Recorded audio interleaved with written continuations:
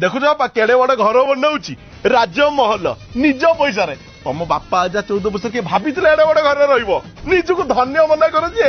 जन्म कर। अरे एत बड़ महल रही मोर भाग्य कहीं गोटे काम कर मत कि पैसा दे मु कौटी देखिकी रही कि पैसा आउ केते पैसा तू मो घरे 27 वर्ष रहिलु मासको 1200 द टोटाल 3,88,800 खाया बाबद मासको 3,000 द टोटाल 9,72,000 आ पढ़ा बाबद को दशम 10 वर्ष ग्रेजुएशन 5 वर्ष MBA 2 वर्ष हायर स्टडी 4 वर्ष गोटे 45 लाख द बापा बापा तो ड्रेस पानी bill electric bill mobile recharge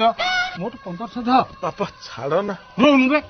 तो बाइक तेल तो चुट्टी कटा तो साबुन शाम्पू से बाबद को 1000 टंका मासको द टोटाल 3,24,000।